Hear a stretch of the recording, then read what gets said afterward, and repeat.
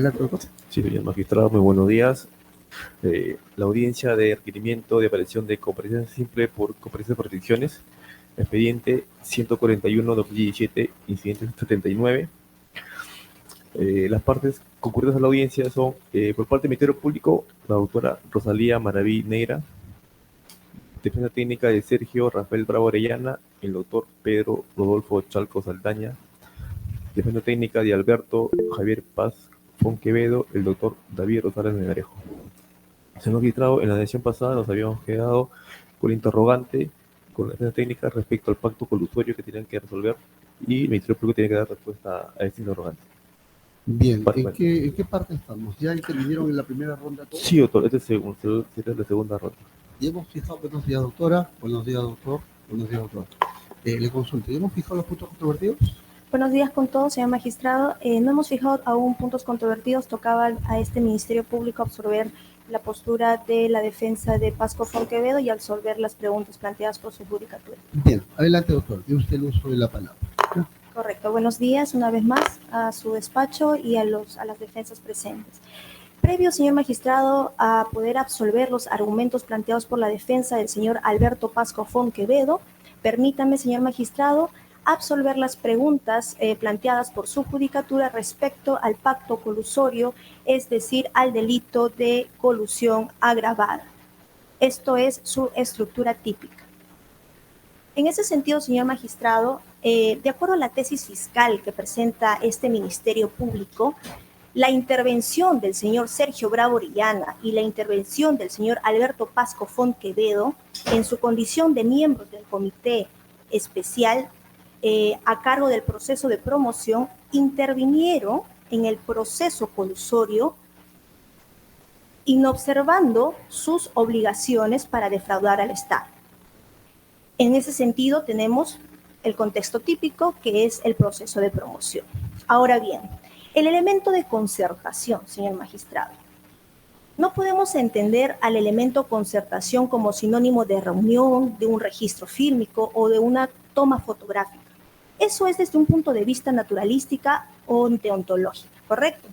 Si nosotros vemos al elemento concertar desde un punto de vista normativo, podemos concluir, a partir de hechos concluyentes, que las conductas desplegadas por cada miembro del comité se califican, se subsumen en el delito de colusión agravada, ¿correcto? Ahora bien, estas conductas desplegadas por los miembros del comité está en un proceso colusorio. Tenemos al ente público, señor Marcos de Moura Wanderley, al ente público, al señor al exmandatario Alejandro Toledo Manrique, y para la configuración de este delito ha sido necesario, señor magistrado, no la intervención de un solo sujeto activo, que es el exmandatario Alejandro Toledo Manrique, sino la intervención del señor Sergio Bravo Orellana y del señor Alberto Pasco Fonquevedo.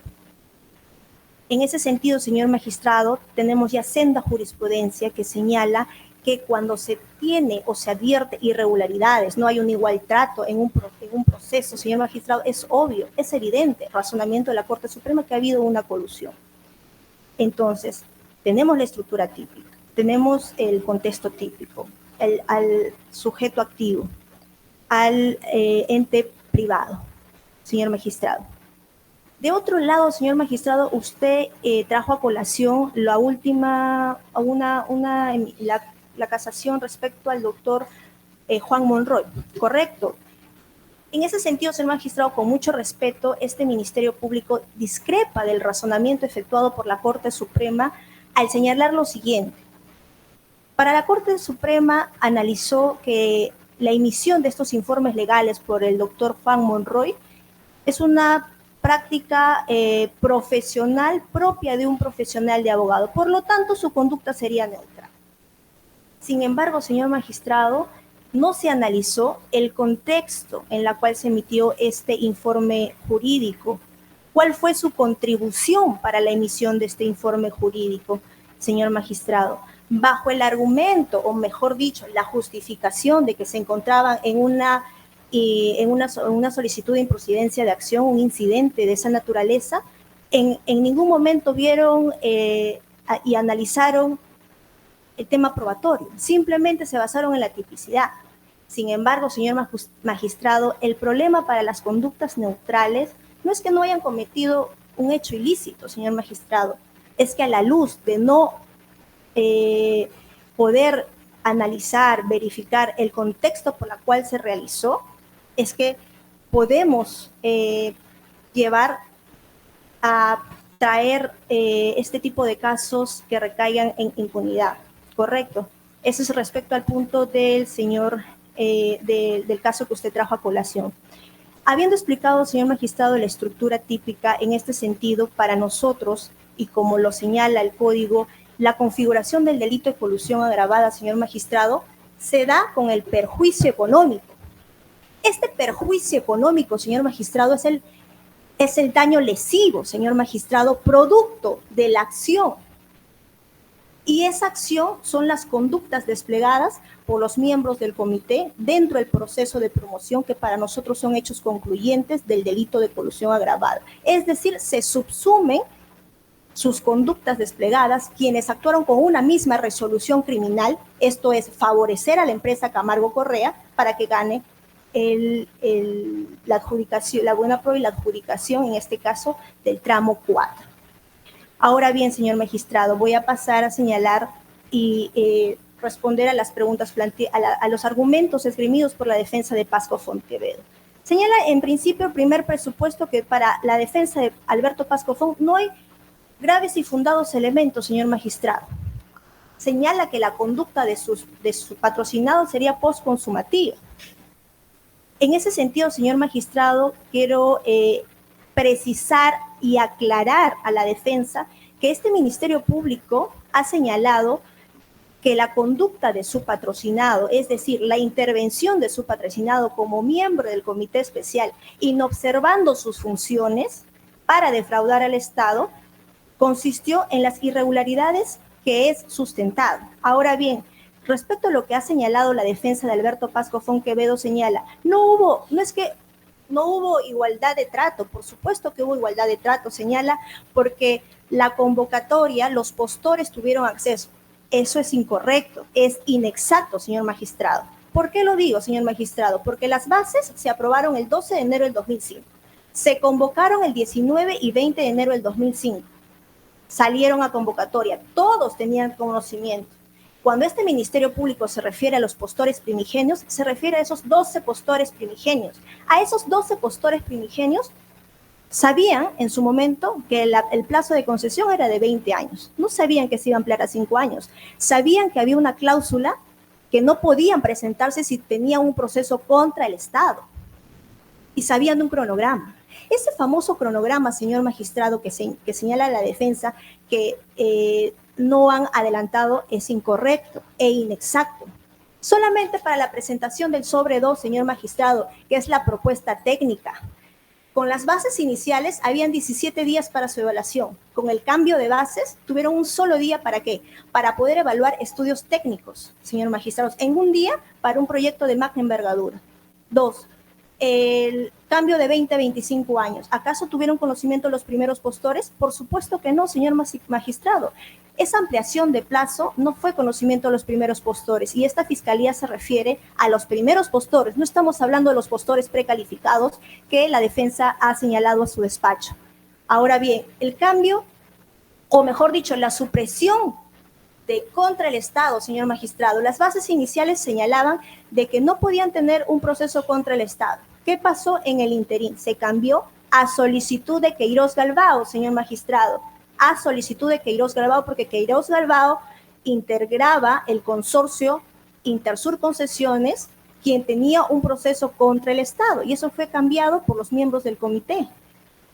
Entonces, no podríamos decir de que no han actuado en contra de sus funciones. Aunado a ello, señor magistrado, también la defensa ha señalado de que la ampliación de 20 a 25 años que ha señalado este Ministerio Público, conforme lo señala el 4.1 del contrato de concesión, es de una ampliación automática. La defensa señala que un párrafo siguiente señala que no es una ampliación automática, sino que tiene que ser con previo conocimiento del supervisor, que este sería el OCITRAN. Inexacto, señor magistrado. ¿Por qué? porque el 4.1 del contrato de concesión señala que habla de una ampliación automática. ¿Qué quiere decir? Si son 25 años, tenemos que pagar por esta concesión hasta el 2050. Ahora bien, si en el 2050 la concesionaria dice, quiero seguir con la concesión, puede pedirlo, pero previo al requerimiento de OCITRAN. Y esto es, una concesión, de acuerdo al decreto supremo 059, señala que no puede ser más de 60 años. Es decir, en el 2050, si la concesionaria desea, puede pedir una ampliación de 10 años adicionales previo a la opinión del supervisor. Pero esta fiscalía no se ha referido que esa ampliación automática depende de una opinión del supervisor. No, lo dice el contrato, es automático. Entonces, el perjuicio económico, ese daño lesivo, es hasta el momento, señor magistrado. Por eso nosotros hemos determinado el perjuicio económico como resultado lesivo producto de esa acción desplegada por estos miembros del comité.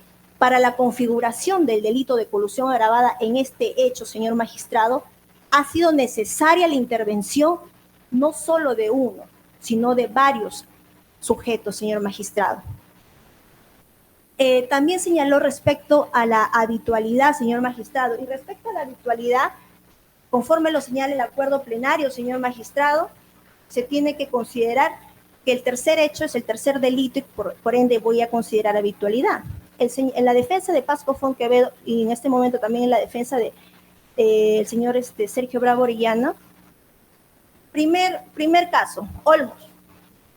Caso Olmos es el 1/2018 que está dentro de los elementos de convicción. El periodo de ahí es el julio 2004. Primer hecho, primer delito. Segundo delito, caso Irsa Norte. Caso 1/2018. Firma el contrato, julio 2005. Segundo. Tercer hecho, Irsa Sur Tramo 4. Firma el contrato, agosto 2005. Nosotros como nosotros hemos considerado habitualidad porque es el tercer delito dentro de los 5 años, ¿correcto? Entonces sí se configura para poder señalar habitualidad. Aunado a ello, también nosotros hemos considerado una circunstancia específica que esté en el requerimiento escrito, señor magistrado. Y entonces, de acuerdo al acuerdo plenario, no se aplica un sistema de tercios, se aplica un nuevo marco punitivo, y ese marco punitivo, porque tiene una sola circunstancia específica, para este Ministerio Público ha establecido una pena concreta de 22 años, 2 meses, 2 días. Eso es respecto a la habitualidad que señaló la defensa. Respecto, señor, que no había una designación estratégica. Y dice, no, Alejandro Toledo no ha hecho eso. Es más, los miembros del comité ya trabajaban. Correcto, trabajaban los miembros del comité. Lo que hizo el señor Alejandro Toledo Manrique fue lo siguiente, señor magistrado. Los mantuvo en su cargo, pero con un propósito, señor magistrado. Primero, ya el señor Alejandro Toledo Manrique ya conocía a Sergio Bravo Orellana desde el año 90.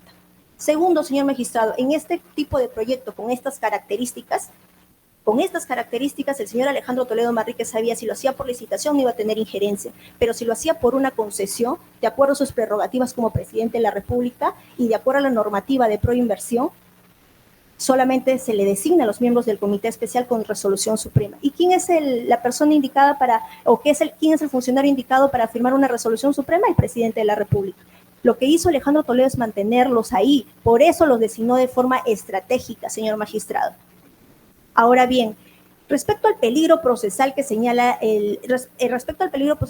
la defensa de Alberto Pasco Fonquevedo, señala de que estaría a cargo de su señora madre, señor magistrado, que tiene arraigo familiar.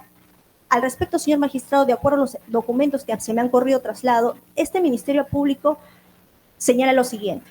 En principio, de acuerdo también a los elementos que hemos presentado a través de la mesa de parte, señor magistrado, en su debida oportunidad, y fueron trasladados a la defensa de Pasco Fonquevedo, la señora madre del señor Alberto Pasco Fonquevedo tiene propiedades, tiene capacidad económica. Lo he demostrado con lo de los registros públicos, señor magistrado. No tiene un hijo, tiene 3 hijos adicionales que viven en el extranjero. Se advierte de su récord migratorio, señor magistrado. También hemos determinado que está registrada en la SUNAT. Es habida. ¿Cuál es su actividad? Actividad inmobiliaria. Es lo que señala de la SUNAT, señor magistrado. De otro lado también registra en la ONP, señor magistrado. Entonces, para este Ministerio Público, señor magistrado, los elementos que ha presentado la defensa no tiene un arraigo de calidad. Como le dije en una sesión anterior, hasta un mendigo puede tener arraigo. Lo que este Ministerio Público le señala es que ese arraigo no es de calidad y usted tiene que ver todo esta información que le ha traído la Fiscalía de forma integral, porque los hechos son graves, los delitos son graves, señor magistrado. Y también traigo a colación lo que señala la jurisprudencia, en este caso la Corte Suprema. Es evidente que para este tipo de delitos las personas pueden tener arraigo. Señor magistrado, pueden tener empresas, casas, trabajo, pero si tienen capacidad económica y de acuerdo a todo lo que he podido señalar, señor magistrado, que tienen contactos en el extranjero, pueden pasar a la clandestinidad. Hasta ahí, señor magistrado, serían mis argumentos respondiendo a su judicatura y a lo que ha señalado la defensa de Alberto Pasco Fonquevedo. Gracias. Gracias. Doctor Chalco, ¿va a decir algo? Sí, Adelante. en primer lugar, debo referirme al concepto de colusión al marco imputativo que usted hizo la pregunta. El Ministerio Público parte de un error porque está confundiendo lo que son los indicios que son posteriores a la colusión, que son la manera que se tiene de acreditar eso. Yo creo que tú te has concertado porque has cometido tales irregularidades y esas irregularidades me llevan a la inferencia de que te concertaste. El acuerdo colusorio siempre es previo. El pacto, el verbo concertar, es concierto de voluntades y eso no tenemos ni un marco temporal, ni siquiera un indicio como en el tramo 2 y 3 que tenemos que se han imputado reuniones. Eso no existe. Por otra parte, cuando hice mi réplica, yo mencioné que la imputación tenía un defecto o que era atípica. Y voy a dar lectura brevemente porque está en la foja 214 del requerimiento. Se le imputa a la comisión del delito de colusión agravada a título de autor, artículo tal, en razón de haber sido designado, por lo cual, teniendo conocimiento del pacto, intervino en el proceso colusorio. No se cita el verbo típico rector y no lo ha precisado en este momento tampoco. Ese es el gran defecto que tenemos en este caso. No tenemos una imputación, un marco temporal y el verbo típico rector no ha sido imputado propiamente dicho. Eso es lo primero que tengo que decir. En cuanto a la habitualidad, ya lo dije en su momento también. La modificación que introduce la habitualidad al Código Penal no estaba vigente al momento de los hechos. Estuvo vigente en el 2006. Se introdujo al Código Penal en el 2006. Por otra parte, también se ha referido a que la designación era estratégica y eso ya no es un poco incongruente porque dice, bueno, ya estaban designados antes, pero los mantuvo. Pero la imputación es haber sido designado por el entonces mandatario. Entonces la misma imputación se cae porque ya no fue designado, sino se mantuvo en el puesto, lo cual es distinto, son verbos distintos. Eso es en cuanto a la réplica de la señora fiscal. Y bueno, tengo dos escritos pendientes, no sé si lo puedo hacer después o ahora por orden. No perder el orden. Luego, sí, por favor. De acuerdo. Bien, me voy a dar cuenta luego que tenemos un escrito para votarlo. Para absolver, ¿no? O para plantearlo. Yo he presentado dos escritos. ¿Cuándo lo he presentado? El primero, el mismo día de la sesión pasada, y otro el día de hoy. Ya, para que ubique eso. ¿Ya? Muchas gracias, para facilitarle a la fiscal. No se preocupe, doctor. Bien, doctor Rosales, ¿tiene que decir algo usted? Sí, señor magistrado, ante todo y a todos los presentes, muy buenos días. Entiendo que ya es mi réplica con respecto a los representantes del Ministerio Público. Primero, con respecto al pacto colusorio. Al inicio de esta sesión, usted le preguntó cuándo se dio el pacto colusorio, si había un pacto colusorio, y la representante del Ministerio Público dijo, hay un pacto colusorio, solo uno. Y estamos hablando de noviembre de 2004. Y ahora justamente nos ha indicado que los demás actos son para favorecer de los miembros del comité. Ojo con eso, con los verbos rectores típicos de los delitos. Ahora ha dicho que es para favorecer.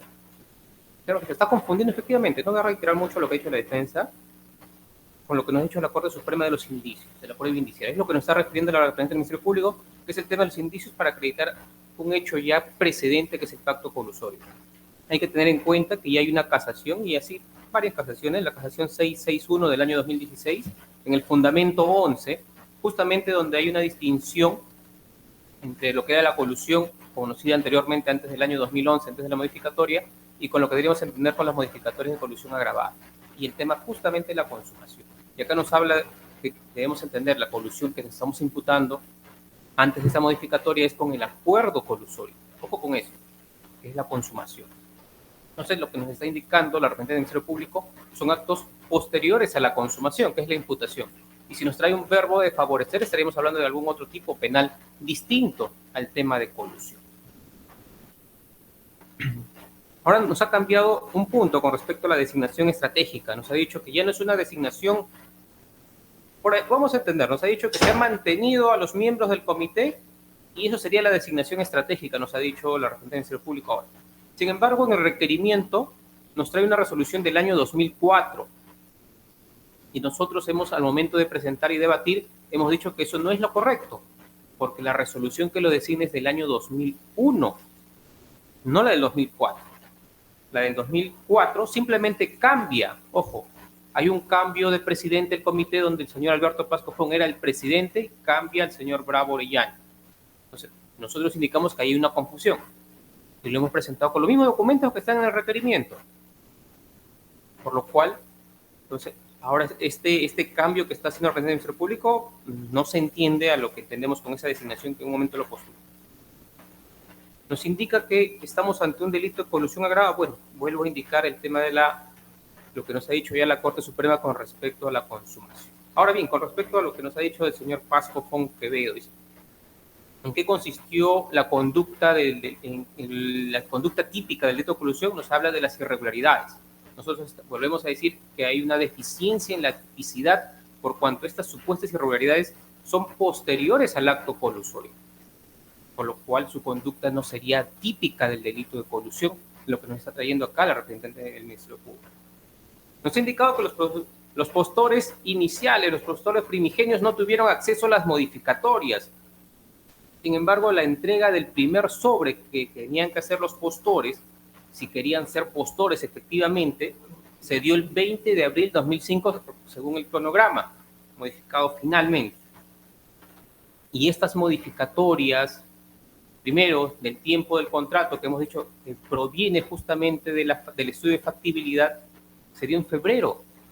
Y hemos mostrado los cargos que se notifica a todos los que querían o estaban interesados en el proceso. Febrero de 2005, antes de la entrega de los sobres, antes de la entrega del primer sobre. La segunda modificatoria, esto es, tener algún proceso contra el Estado, se da en marzo, nuevamente, antes de la entrega del primer sobre para hacer postor. Entonces, ¿si hubo conocimiento? Claro que hubo conocimiento. Hemos mostrado en la primera explicación justamente los cargos donde se mandó a todos los que estaban interesados y ahí está su firma. Por lo cual sí tuvieron conocimiento, no es que no tuvieron conocimiento. Entonces no ha habido una obstaculización para que ingresen postores. Luego nos ha indicado que con respecto a la modificatoria del contrato, nuevamente nos indica que hay se está dando de 20 a 25 años y que esto se puede renovar automáticamente. Nosotros hemos leído el artículo completo, no nos dice una renovación automática, sino que eso tiene que ser analizado. ¿Por qué? La representante del Ministerio Público solo leyó del artículo completo, ha leído solo una parte, y para interpretar nosotros no podemos interpretar una parte del artículo, tenemos que leerlo íntegramente este artículo justamente en el contrato, y nosotros lo leímos en la sesión pasada. En cuanto a la habitualidad que nos está indicando la determinación de la pena, no nos ha respondido justamente lo que se ha cuestionado. ¿Estuvo vigente o no estuvo vigente en el momento de los hechos? No nos ha dicho nada absolutamente la representante del Ministerio Público. Y acá nos ha indicado que también, y ya entrando al tema de fondo, nos dice que sí hay 3 hechos. Nosotros hemos indicado que tienen que ser justamente 3 hechos antes de el delito. No está integrado el delito. Hemos mencionado inclusive la jurisprudencia.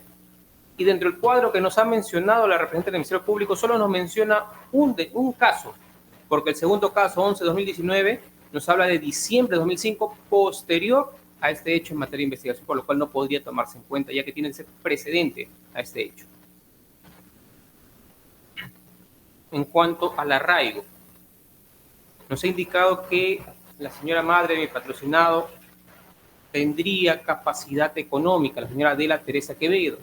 Vamos a indicar, la señora tiene 90 años, primero. Vamos a partir de ahí. Nos ha señalado justamente sus viajes o movimiento migratorio, nos ha traído en ese último documento, El último movimiento migratorio es en el 2010 a Canadá. Y nos ha traído las fichas de la RENIEC de sus hijos. Y justamente nos indica una de sus hijas dónde vive. Canadá. Entonces, ya sabemos ese movimiento migratorio dónde fue. A ver a su hija. Nos habla de inmuebles. Calle Los Damascos, calle Arica en Miraflores, y donde ella reside es en calle Cura Muñecas. No sé. Sin embargo, señor magistrado, en los mismos documentos, tanto este domicilio, este inmueble, calle Los Damascos y calle Arica, son justamente de una sesión testamentaria del hermano, justamente de la mamá de mi patrocinado, donde le deja un porcentaje a sus hermanos, son 3 hermanos, un porcentaje que le correspondía a él de libre disposición a ella. No le deja el inmueble completo, le deja un porcentaje de la libre disponibilidad. Y nosotros hemos adjuntado un documento también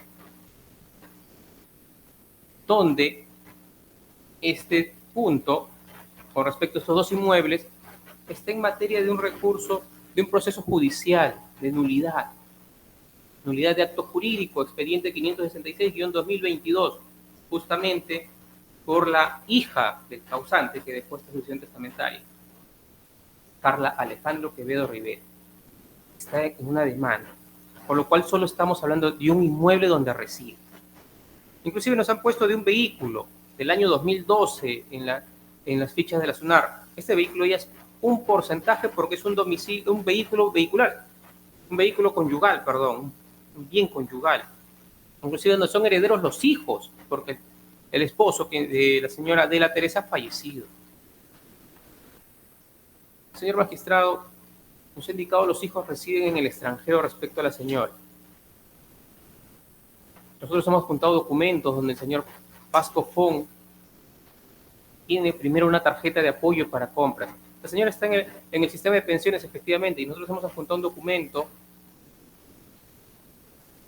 de su cuenta corriente en el cual ella recibe 841 soles por el sistema de pensiones. 841 soles para una persona de 90 años. Lo que nos quiere decir la renta del Ministerio Público que es suficiente para una persona de 90 años. Nosotros hemos adjuntado que el señor Pascofón le da una tarjeta para gastos. Le hemos adjuntado un documento donde hay un tema de seguro oncológico que está haciendo uso. Por lo cual sí hay una dependencia familiar. Sí hay un arraigo. Hay un arraigo domiciliario que no nos han cuestionado. Hay un arraigo laboral que no nos han cuestionado. Nos ha dicho que hay senda jurisprudencia que, casi al final nos ha dicho que hay senda jurisprudencia de la Corte Suprema que indica que pese a tener los arraigos, ante estos delitos se puede entrar a la fuga, más aún cuando tiene conexión extranjera. El señor Pasco Fon no tiene ninguna. ¿Cuál es la conexión o quién es su conexión en el extranjero? No se ha dicho ninguno. Es más, el señor Pasco Fon el día de hoy no está presente. ¿Por qué? Porque está en un juicio oral. Su conducta procesal. Está participando del tramo 2 y 3. Por eso no ha estado presente acá. Es de hecho público, que se ha hecho conocimiento, que el señor Pasco Fon está constantemente, las audiencias casi son diarias. Ese es a tener en cuenta en la conducta procesal. Está participando, no ha eludido un delito de colusión, un mismo hecho, por lo cual solicito que se tenga en cuenta acerca de infundado ese requerimiento del Ministerio Público. Eso es todo. Gracias, doctor. Bien, ya he escuchado a todas las partes. ¿Va a decir algo, doctora? Porque va a presentar esos escritos. Sí, pero previamente lo va a presentar el doctor. ¿Sí? ¿Le tiene unos minutos, por favor? No hay problema, doctora. No pretendo apurarla. Solamente entiendo que son varias páginas. Usted me comunica. ¿Ya? ¿Les parece? ¿Ya? Y luego usted presenta ya su escrito brevemente también para que la doctora pueda tener en claro su planteamiento. Bien, vamos a hacer una pausa. ¿Ya? Gracias. Suspendemos grabación. Gracias. Bien, son las 10:13 de la mañana y vamos a proseguir con la audiencia. Antes de ello, para que el doctor Charco presente sus escritos. Adelante. Muchas gracias. He presentado 2 escritos. Quiero empezar por el último, el que he presentado el día de hoy. Es muy concreto, pero tiene que ver con el peligro procesal porque es una circunstancia sobrevenida. Como usted se pudo dar cuenta, señor magistrado, mi cliente Sergio Bravo Orellana estuvo asistiendo a todas las sesiones en ánimo de demostrar su cooperación y su gestión al proceso. Sin embargo, el día de hoy no ha podido asistir porque está citado a una audiencia de juicio oral. Ahora bien, el argumento que yo traigo, que es nuevo y es sobrevenido, es desde la instalación del juicio oral del tramo 2 y 3, él se encuentra sometido a ese proceso bajo los apercibimientos de ley. Es por eso que en el escrito también he adjuntado, uno, una constancia que señala las fechas que tienen programadas para el juicio, y dos, la resolución que señala que se encuentra bajo el apercibimiento de ser declarado reo contumaz. Por lo cual, esta defensa sostiene que ese nuevo elemento, si ya sosteníamos que no existe peligro procesal de fuga, ese elemento termina de erradicarlo, puesto que una comparecencia con restricciones es menos gravosa aún que un apercibimiento de ser declarado reo contumaz, con todas las consecuencias que ello lleva. Simplemente deja de asistir injustificadamente a una sesión que por lo pronto han sido programadas esta semana, 4 sesiones, 4 días y empieza el lunes otra vez, el siguiente lunes. Entonces, esa es la postura que trae esta defensa.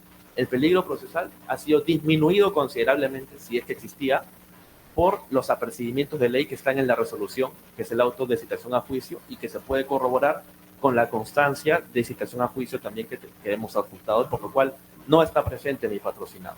Ese es el segundo escrito. Y el primero, muy puntualmente, era remitirle copia del PPT que presentábamos en la audiencia cuando hice mi réplica, y también respondiendo a un argumento del Ministerio Público que nos decía que no teníamos documentación reciente que acredite que mi cliente todavía seguía sosteniendo, pagando los estudios de los hijos.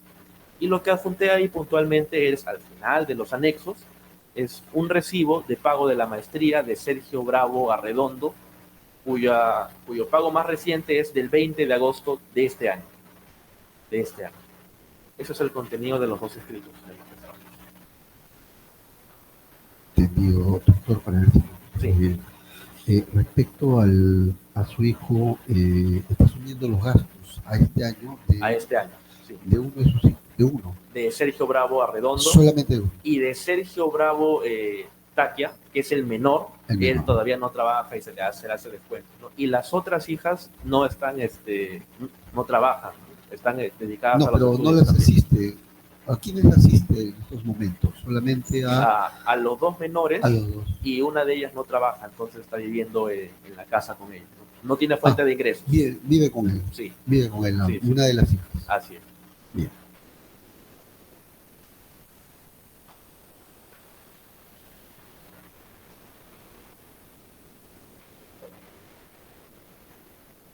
Solamente vive, ¿cuántas hijas tiene? Son 4 en total, No, pero hijas 2. de los cuales La mayor está haciendo estudios en Estados Unidos. ¿Quién asiste esos estudios? Sergio.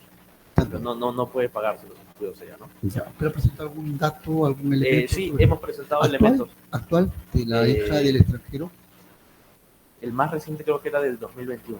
Ya. ¿No tiene otro reciente? No, de ella no. No tiene, solamente de la hija que está en el extranjero, ¿no? Estudiando, solo tiene el 2021, ¿no? Y de la otra hija, ese sí está bajo su protección. Así es, está en casa. Bien. Adelante, doctor. Bien, muchas gracias, señor magistrado. Quisiera señalar lo siguiente respecto a lo que han formulado en esta mañana las dos defensas, tanto de Sergio Bravo Orellana y Pasco Fontquevedo, respecto al delito de colusión agravada, señor magistrado. Bajo ningún supuesto, señor magistrado, puede aceptarse que la conducta desplegada por ambos procesados sean postconsumativas, porque nosotros no estamos postulando el delito de colusión simple, que es de mera actividad o de comisión instantánea. Nosotros estamos postulando el delito de colusión agravada, cuya configuración se va a dar con el resultado. Este perjuicio económico es resultado lesivo producto de la acción, señor magistrado. Ahora bien, traigo a colación, señor magistrado, la casación 912 del año 2016, que es doctrina jurisprudencial, fundamento noveno. 912-2016, emitida por la Corte Suprema de Justicia de la República. Fundamento noveno. Como se señaló, para poder determinar la comisión del delito de homicidio culposo, así como de otros, sean estos por culpa o por dolo, en la actualidad jurídica se ha optado por el sistema de imputación objetiva. Fundamento 11. Así, a efectos de la configuración del delito de homicidio culposo, no se exige que la muerte de la víctima sea inmediata. pudiendo darse en un tiempo posterior. Lo que importa es que el deceso sea consecuencia directa del quebrantamiento del deber de cuidado del sujeto activo.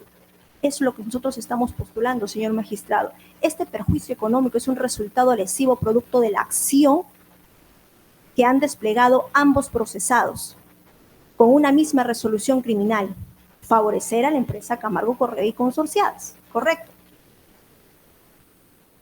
Dentro de la imputación objetiva, doctor, tenemos los daños permanentes, daños sobrevenidos y daños tardíos.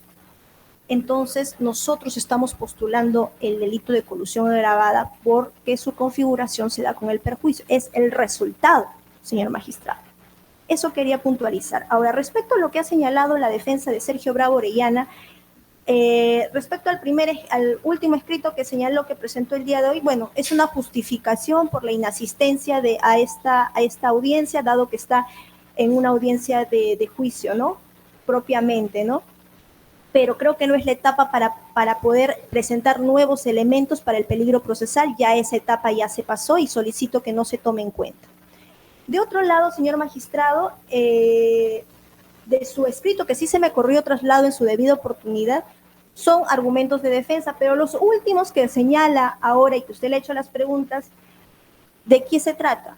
Primero, señor magistrado, los documentos que yo estoy verificando están en idioma distinto al español. Primero. Segundo, no se puede advertir de que haya una transferencia directa desde la cuenta bancaria del señor Sergio Bravo Orellana hacia la universidad. 2, no hay una transferencia que acredite desde la cuenta del señor Sergio Bravo Orellana a su hija que está estudiando o hijo en el extranjero. Esto para nosotros no crea predictibilidad. Y respecto a los hijos que señala que son menores, no son menores, son mayores de edad, señor magistrado. Mayores de edad. Y la información que este Ministerio Público trajo en su momento respecto a que se registraban en planillas electrónicas es para poder acreditar su capacidad económica. Señor magistrado, ¿una persona puede estudiar y trabajar al mismo tiempo? Por supuesto que sí, aquí o en el extranjero. ¿Puedo yo inferir de que el hijo trabaja y estudia y paga sus estudios? También, por supuesto, porque la realidad económica del Perú es muy distinta al del extranjero. Correcto, entonces es lo que señalo respecto al peligro procesal que ha señalado la defensa de Sergio Bravo Orellana, que el día de hoy usted le ha hecho las preguntas. Gracias. ¿Va a decir algo nuevo, por favor? Nuevo, no se preocupe, doctor. Primero con el doctor Chalco. Algo nuevo para explicar esto. Adelante, doctor. Muy puntual, en base a lo que dije del peligro procesal, es una justificación, es cierto, pero también es un elemento que ha surgido recientemente. Por eso lo traje recién, no es un acto de mala fe, es otra cuestión.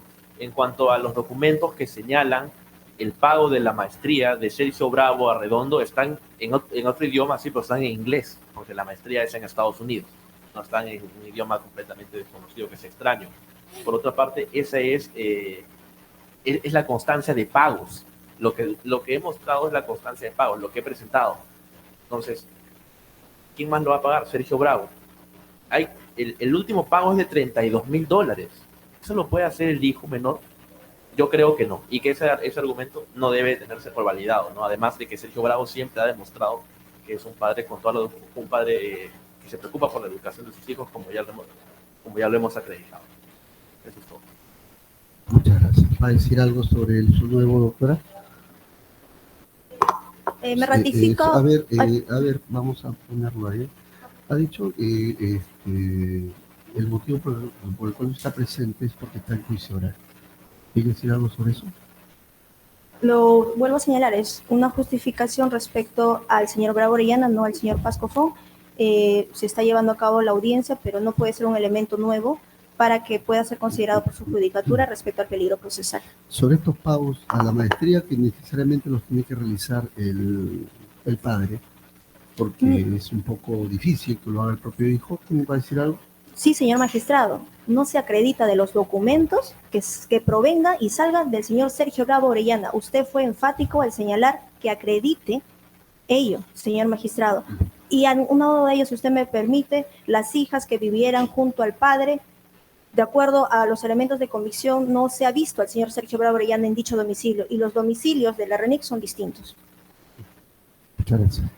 Doctor Rosales, ¿va a decir algo? Sí, finalmente, doctor, a lo señalado por el Ministerio Público con respecto al delito de colusión, nos ha mencionado una jurisprudencia de homicidio culposo, naturaleza distinta al de colusión que no se debe tomar en cuenta. Nos ha indicado que el hecho o los hechos determinados sí se marcarían el delito porque lo que se está imputando es colusión agravada. Justamente he mencionado esta casación 661-2016. Esta casación sí versa sobre el delito y justamente habla en el periodo del año 2011, por cuanto el hecho se dio en la primera modificatoria de colusión que fue declarada inconstitucional. Y la Corte Suprema nos indica qué se debe tener en cuenta, la colusión agravada o la colusión antes de la modificatoria. Y nos indica la Corte Suprema en ese fundamento 11 que se debe tener la colusión antes de la modificatoria porque solo basta el pacto colusorio para ver el tema de la consumación y no es necesario verificar si ha habido un perjuicio patrimonial. Justamente, en este caso, era necesario en el año 2005 para verificar el tema del delito o la consumación del delito de colusión, verificar el perjuicio patrimonial. No lo exigía el tipo penal, por lo cual no estaríamos ante una colusión agravada. Eso es todo. Sí, señor magistrado, a lo que ha señalado la defensa de Pasco Fonquevedo, señor magistrado, postulamos delito de colusión agravada, postulamos que el delito de colusión agravada, su configuración va a ser con el resultado. Ese resultado lesivo producto de la acción, que han sido varios actos colusorios. Es un delito Ahora de bien, lesión, me dice, lo que está imputando usted. nosotros estamos imputando el delito de colusión agravada como resultado, ¿correcto? Ya, ese resultado es el perjuicio económico. Ese perjuicio económico es el resultado lesivo producto de la acción. Ahí está el nexo causal. De otro lado, el Tribunal Constitucional ha señalado respecto a lo siguiente: cuando haya más de una norma vigente al momento de la comisión del delito, por tratarse, por ejemplo, de un delito continuado, se aplicará como norma vigente al momento de la comisión del delito la última norma vigente durante la comisión del mismo. En ese sentido, señor magistrado, aquí no hay un conflicto de leyes. En el tiempo, nosotros estamos aplicando la última que está vigente al momento de la consumación. ¿Por qué? Porque el resultado no ha sido inmediato, instantáneo. Eso sería colusión simple. El resultado se ha ido posterior con un resultado tardío, lo que he mencionado. Gracias. Bien, bueno, cada uno da sus posturas sobre el tema. Hay algo que sí me ha quedado un poco para que se me aclare. Ya no voy a tomar partido porque eso lo voy a plasmar en mi decisión, ¿ya? Pero quisiera que me indique, doctora, usted está señalando de que la colusión es un delito de lesión, o además ha señalado de que exige el perjuicio, es un delito de lesión. Yo le consulto y de que el perjuicio se ha prolongado el tiempo, lo que está diciendo. ¿Es correcto eso? Vuelvo a señalarlos, magistrado. El delito de lesión, de acuerdo a la dogmática, sería delito de resultado, correctamente. Sí, porque si diríamos en todo caso también que hay delitos sin resultado, ¿no? Entonces, delito de resultado, hay lesión, al bien jurídico, correcto. Ahora, este daño, que es el perjuicio económico, en este delito, en este caso que hemos presentado, es latente. No pretendo decir que es un delito permanente. Una pregunta, cuando usted plantea de esta forma la presentación del delito de colusión, en el sentido de que el perjuicio se prolonga en el tiempo, con eso usted pretende sostener, me corrige si no le he captado bien, pretende usted sostener con ello de que no hay un tema de comisión del evento de manera postconsumativa, porque siempre va a estar presente. ¿Ese es el planteamiento suyo? Nuestro planteamiento es que bajo ningún supuesto acá la conducta es postconsumativa, porque el resultado es producto de la acción. Y este resultado lesivo ha sido por cada acto colusorio que han realizado los miembros del comité. Y ya de acuerdo a lo... Pesado eso. Bueno, su participación dentro del proceso de Entendemos promoción ese del perjuicio 2005, el perjuicio económico para nosotros lo hemos puesto en el año 2022 respecto a la información del Ministerio de Transportes y Comunicaciones, pero este resultado lesivo va a ser hasta el 2050, hasta el momento que Entonces, termina la cuando usted concesión. presenta de esa manera, entonces no habría manera de que el tema se presente, de que exista un problema consumativo. No, señor magistrado, porque nosotros estamos postulando delito de colusión agravada y el perjuicio es con el perjuicio es con el resultado lesivo, es el perjuicio económico que se ha determinado. Entonces, si nosotros postularíamos un delito de colusión simple, Por eso, sería a partir distinto. del dato del efecto prolongado del perjuicio, usted sostiene de que sería aplicable la norma posterior y no la norma anterior, ¿es así? Claro, la última propiamente, porque conforme traje a colación la casación, existen los resultados tardíos, producto de la acción. Y que el perjuicio sigue prolongándose hasta el 2022 todavía. Nosotros hemos tomado como base el 2022 en base a la información del Ministerio de Transportes y Comunicaciones, que está de uno de los elementos de convicción, propiamente, para poder, hemos concluido la etapa de la investigación preparatoria propiamente y se ha presentado la acusación. Y para poder subsumirle estas conductas al delito de colusión agravada, se ha tomado como base la información y se ha determinado el perjuicio. Este perjuicio tiene efecto permanente, bajo su punto de vista. El perjuicio lesivo Sí. está hasta la fecha y Hasta va a la tener, fecha. pero obviamente nosotros como Ministerio Público no puede ser al infinito. Tenemos que subsumir la conducta dentro de lo que tenemos propiamente, lo que se ha hecho la investigación ¿Tiene preparatoria. alguna doctrina sobre ello, doctora, sobre el planteamiento suyo? Entiendo que usted, como titular de la Correcto. acción penal, es quien construye la imputación de acuerdo a su percepción, a su planteamiento, a su manera de entender las cosas. Yo le consulto, ¿esto tiene algún respaldo doctrinal, jurisprudencial? Porque, bueno, hay algunos que dicen, ¿no?, la doctrina de que este delito incluso es instantáneo, ¿no? O digamos De resultado. ya instantáneo, entonces eso quizás no me aclare, ¿no? Propiamente, señor magistrado, traje a colación esta casación para poder determinar el resultado tardío producto de la acción, ¿correcto? Pero ¿qué le dice al Ahora, doctor Rosales? Sí, entiendo la casación y el planteamiento del resultado, ¿no? Tardío. Pero la diferencia, por ejemplo, en el homicidio, que usted ha traído como ejemplo, ahí se produce en un determinado momento, ¿no? Posterior, claro está, ¿no? ¿Cómo eso podría asimilarle el caso? Y a propósito de qué lo trae, porque es un caso distinto. Por supuesto, entiendo, ¿no? De acuerdo a la doctrina jurisprudencial, señala que puede ser en cualquier tipo de dolo, o cualquier otro tipo de delito de dolo, ¿no? En este sentido, ¿por qué lo he traído a colación? De acuerdo a la imputación objetiva propiamente, a las categorías que señala sobre el riesgo no permitido. Aquí los dos procesados, señor magistrado, han sobrepasado el riesgo no permitido. Y ese riesgo no permitido propiamente es lo que he traído a su despacho, a explicar que la acción que han realizado los dos procesados se ha visto con el perjuicio económico, señor magistrado. Me preguntó también sobre una doctrina. Sí, tenemos en estos casos que son nuevos de manga envergadura, señor magistrado, usted entenderá que son casos que estamos presentando, porque para la configuración de este delito ha sido necesario, señor magistrado, imprescindible la participación, interparticipación de estos dos señores. Sí, ¿por qué le pregunto? Luego dar paso para ver si me dicen algunos doctores, pero ¿por qué le pregunto esto? Porque yo he tenido la ocasión de ver Interoceánica también, de los tramos 2 y 3, y en ese caso la Fiscalía ha presentado de otra manera, digamos, la imputación. Entonces, si usted ha tenido ocasión de ver, digamos, la estructura o la estructuración de la imputación respecto al momento colusorio, ¿no? Porque ahí se hablaba de los momentos colusorios. Y entiendo que hay un planteamiento distinto. Correcto. Porque yo quiero entender por qué usted se ha decantado, digamos, no tiene en cuenta ese planteamiento, y usted se ha decantado por una propia distinta, ¿no?, apartándose de eso.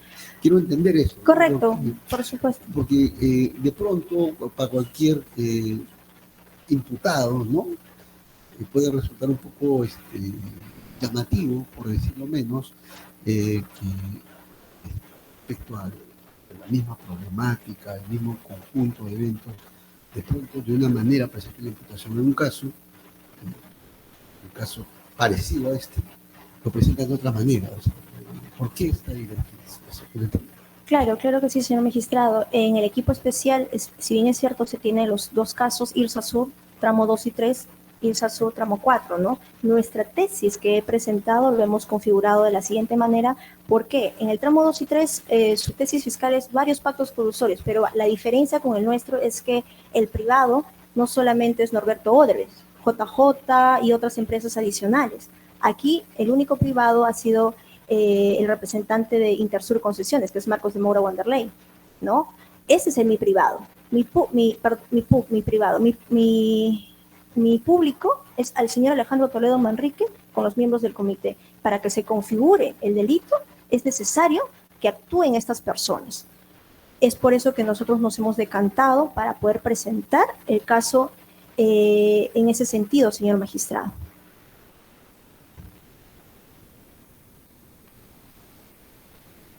Chalco y luego el doctor Rosales. Sí, no se trata de que sea necesario no la participación, se trata de si se concertaron o no. En el momento, la ley vigente al momento de los hechos 2005 no exigía un perjuicio patrimonial y esa es la ley aplicable. Después de eso el legislador convino de que era muy gravoso aplicar un margen de la pena de 3 a 15 años para un delito que no tuviera un perjuicio patrimonial. Por eso se hizo la modificación. La ley que está aplicando el Ministerio Público es del 2021 y le está aplicando una circunstancia agravante cualificada que es la habitualidad y una agravante específica que está vigente en la ley del 2021. Por eso salen 22 años. Ahora bien, nosotros nos mantenemos en que es postconsumativo porque aún así, supongamos que la consumación se da con el perjuicio no se extiende. Una cosa es un delito permanente y otra cosa es un delito de Estado. Que se consuma en un punto concreto, pero los daños permanecen. Eso es muy distinto. Ahora, si fuera un delito que requiere del perjuicio efectivo, igual previamente se requiere la concertación. Y ese es el elemento que no ha podido precisar hasta el día de hoy. No puede precisar en qué momento se concertaron. Y nuevamente, se sigue confundiendo los indicios de colusión con la colusión en sí misma, que como usted bien ha dicho es instantáneo. Nos ponemos de acuerdo tú y yo y las evidencias son los indicios. Eso es todo, señor magistrado. Solamente para aclarar que todavía no estoy asumiendo una postura, solamente estoy presentando. Sí, de acuerdo, disculpe. Sí, no se preocupe, solamente para precisar. Obviamente que hay una línea doctrinal en ese sentido, por eso le pedí a la fiscal como otro presidente. Doctor Rosales, digo. Es un señor magistrado. La ley que se aplica es la ley vigente en el momento de los hechos. En el año 2005, los hechos, conforme nos ha postulado, la última actuación del comité sería el 4 de agosto de 2005. No hay más opciones, ahí se está.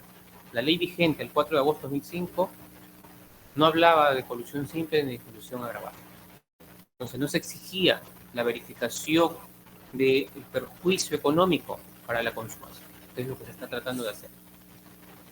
Asimismo, en la misma narrativa de hechos, nos hablan que a partir después de la ejecución ya de este proceso, hay adendas. En el año 2006 nos narra en la misma imputación, donde intervino Citran y MTC, donde se da un mayor presupuesto y nos habla justamente del perjuicio económico, donde no interviene el comité, intervienen otras personas. Eso también tendría que evaluarse. Porque si nos dice que solo es el comité, ¿por qué hay un proceso de investigación por colusión a los del MTC y Citran justamente en estos tramos? Que hacen las adendas y justamente en las narrativas prácticas nos indican que a partir del 2006 con las modificatorias surgen estos perjuicios. Eso es todo. Señor magistrado, ¿me permite un minuto, por favor? Sí, por supuesto, muy amable. Solamente para aclarar propiamente, este Ministerio Público no confunde los indicios, señor magistrado. Ya la Corte Suprema del Santa 1722 ha señalado con hechos concluyentes se puede determinar el delito de colusión agravada. De otro lado, señor magistrado, se está confundiendo el elemento concertar con sinónimo de reunión, una toma fotográfica, un registro fílmico. Desde un punto de vista normativo, a partir de hechos concluyentes, determinamos que se ha cometido el delito de colusión agravada. Aunado a ello, me preguntó sobre una doctrina. Traigo a colación Gaceta Penal y Procesal Penal, diciembre de 2018, que es concertarse, ¿no? Página 11 al 27. Es lo que traigo a su judicatura, señor magistrado. ¿Me lo puede ¿Alcanzar? alcanzar, por Sí, favor? a Si es tan través del amable. especialista, Claro. por supuesto. Ya. Solamente para finalizar ya a los doctores, sus patrocinados, entiendo que su patrocinado no ha venido por un tema de juicio oral, entiendo, ¿no? Su patrocinado, para hacer el uso de la palabra. Señor magistrado, A ver, igualmente, presidente, empiezo con el doctor Chanco. Sí, sí ¿Va a desean hacer usted uso de la palabra. Sí, desean Sí. hacer uso de la palabra. sí, en el mismo sentido mencioné que mi patrocinado también está en el mismo juicio oral del Ah. doctor y también El quiere uso de hacer la el uso de palabra. la palabra. Entonces, ¿les parece algo ya para terminar ya? Voy a habilitar una fecha, ¿ya? Sí. Ahora voy a fijarlo y voy a aprovechar de que la fiscal quizá no lo tenga a la mano, no se preocupe, ¿ya? Pero si lo tiene, para que me lo alcance y para trasladárselo a ustedes. Si acuerdo. tienen que tener una línea de, digamos, de pensamiento, que me digan qué tienen que decir sobre eso. Nada más y para escucharlo. ¿Les parece, doctora? Entonces lo presento por escrito.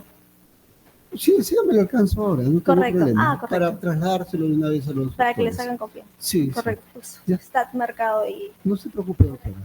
Si desea, me lo presenta por escrito, pero se lo presenta directamente al especialista, para no tener ya el trámite burocrático, ¿no? Correcto, entiendo, señor magistrado. Sí, Ya. al Se lo correo va a presentar electrónico que nos inmediato, notificó. se lo hace llegar al doctor Chanco y al doctor Rosario. Correcto. ¿Sí? ¿Ya?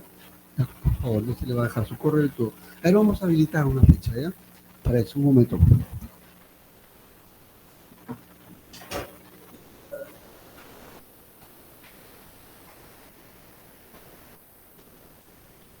Me van diciendo también sus agendas y cómo están ese día sus patrocinados. Un momento, por favor. Voy a ver, voy a ir trabajando.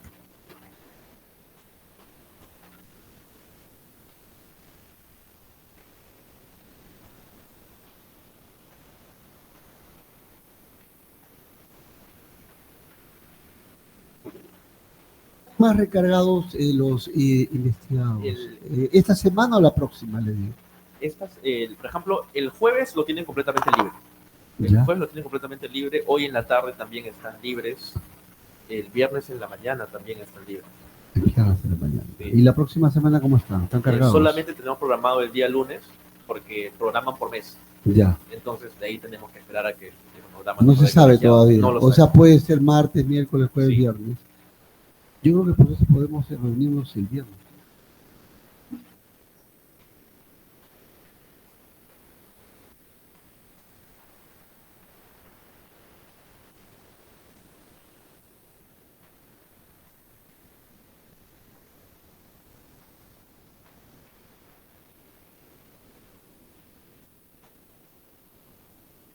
Me dice que está señalado hasta el lunes nomás. Sí, el lunes, puede ser el viernes en la tarde. El lunes está programado de 9 a 1. No, De 9 a 1, el día de mañana es todo el día. no, de la otra semana no tienen agenda. De la otra todavía. semana no tenemos agenda. No tienen agenda.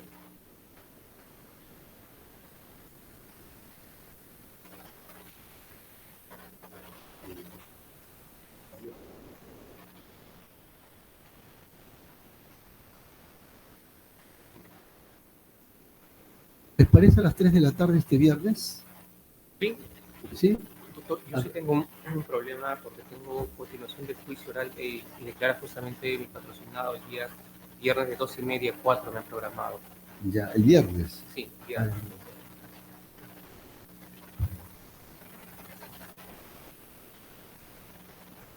¿Qué día me dijo? El viernes.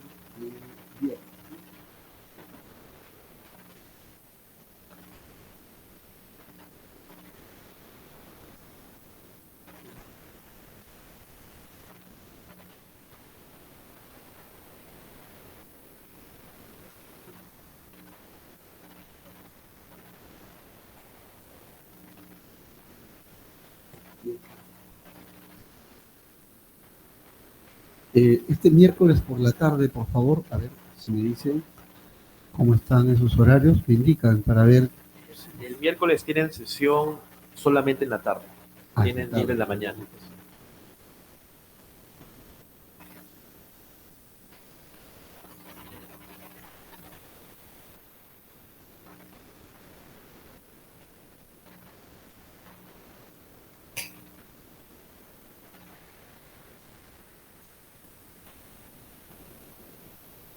viernes.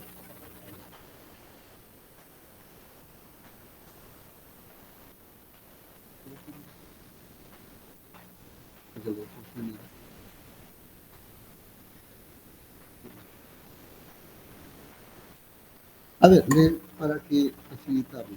Entiendo que usted está ocupado el viernes de la tarde, me dice, ¿no? Sí, doctor. ¿Les parece a las 11:30 el viernes? El viernes a esa hora estarían en juicio. Ah, el juicio. Ah, Sí, están en el juicio. el viernes toda la mañana eso. Ah,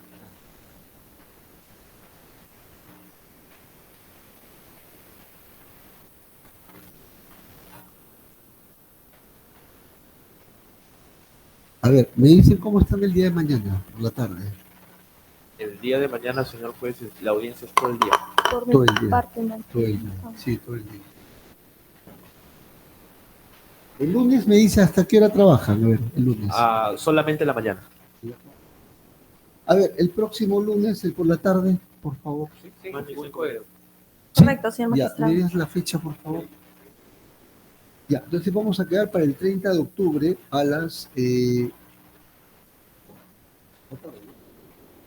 de la tarde, 30 de octubre, por favor. De acuerdo. Fiscal, a ver, no se preocupe, a ver, le espero, Sí. no se preocupe, para que no tenga también usted inconvenientes. Correcto, señor magistrado. En la tarde sí puede Ministerio Público. Ya, entonces, por favor, doctores, para que coordine con sus patrocinados para que puedan asistir o conectar. No tengo ningún problema, en verdad. ¿Ya? Entonces, quedamos 30 de octubre del 2023, 3 de la tarde. ¿Sí? Están debidamente notificados todos. ¿Ya? Cerramos la sesión. Buenas tardes. Buenas O buenos tardes. días. sí.